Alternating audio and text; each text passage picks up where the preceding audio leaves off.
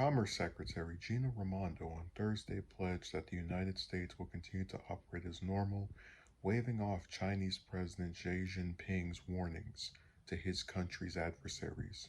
We'll do everything we can to make sure that our U.S. companies are treated fairly and are able to have access to the Chinese market, she told CNBC in an interview on Closing Bell.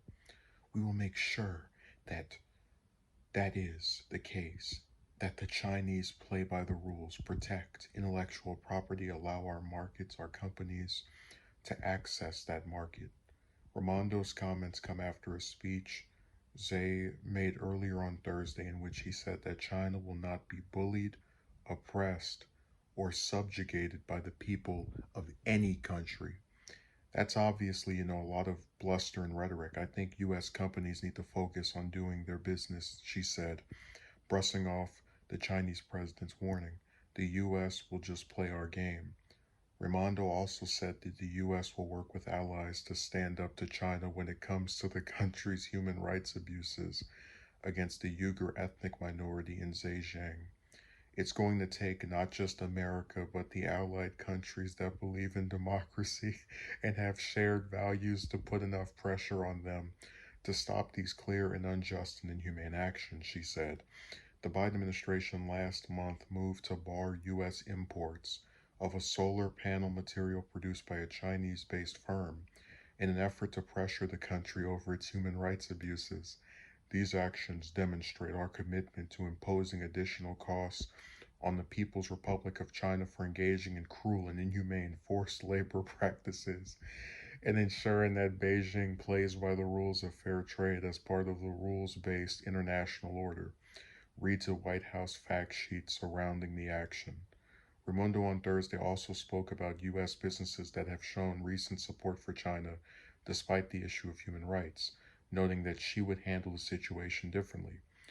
Were I a CEO, I would be speaking out against human rights abuses, and I think we ought to be able to agree that when we see human rights abuses, when we see racism, when we see this sort of behavior, we ought to speak up and speak out, she said. That's leadership. So this is a pretty comical article. And look, just for China's comments, I think these are probably the nicest we've seen of Xi Jinping. U.S. politicians regularly speak disparagingly of China and talk about the country and its policies with great vitriol. So for China to make remarks that don't specifically call us out, it's pretty nice. But every time I read an article having to do with the U.S.-China relationship, I tend to think of Biden because he's the current president. So according to his Treasury Secretary, it's leadership to speak up and speak out against human rights abuses. So by that logic, Biden has already demonstrated several times that he doesn't have leadership skills or leadership. Did he speak out when his buddy Obama, who he was vice president of, put journalists in jail 6 times with the Espionage Act for doing their jobs and reporting his war crimes? Where was his leadership when, actually, currently, where is his leadership as Israel continues to treat Palestinians like trash and conduct human rights abuses, such as just a month ago trying to illegally remove people from their homes, which initiated a 10-day conflict that killed over 200 people?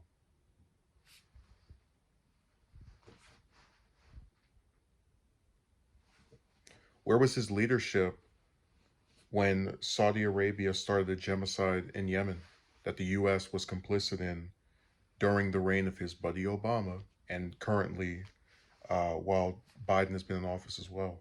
See, when you actually pay attention to this stuff and the records of certain notable people, every time they start talking about we need to stand up for abuses towards people and people being mistreated, you know it's BS. You know that it's not something to take seriously. And, even if we don't mention the like international conflicts, it's just when you read this stuff, right? They talk about um, things that are unjust and inhumane, right? It's like, you guys want to talk about unjust and inhumane. Look at those. Well, we're not even going to bring up ICE, but I mean, you can just look at the US and see the way that it treats other people and conducts itself around the world and know that every time they get up here on their high horse, it's complete nonsense.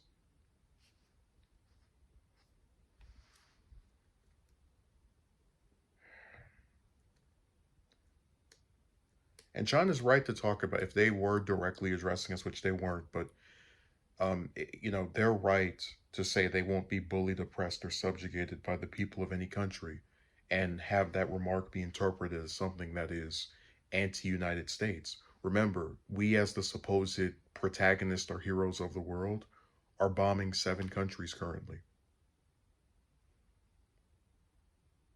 And Biden talks about getting out of 2 of them. So, a lot of people who don't know about this stuff look at their own country, the US, as this hero, like this good force, but a lot of these other places are just much better suited to play the morality game. Um, Even though, again, I don't sit here and try to pretend China doesn't have its problems and screwed up stuff it's doing, but they're not bombing 7 countries.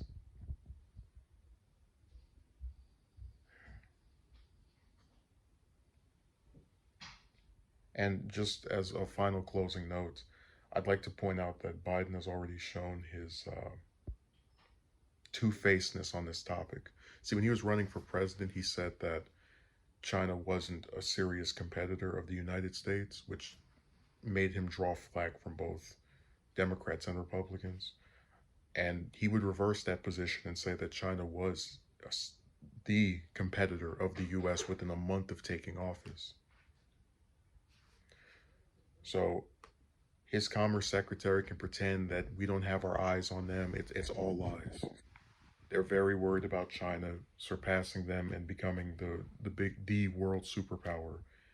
And they're upset that they can't get them to be dragged into some bloody conflict for the sake of showing how strong they are. They have to confront them economically instead of militarily, which they're used to doing, which is why we have troops, the US, in over 100 countries. Because all we know how to do is invade and bomb and terrorize anywhere that's not our friend.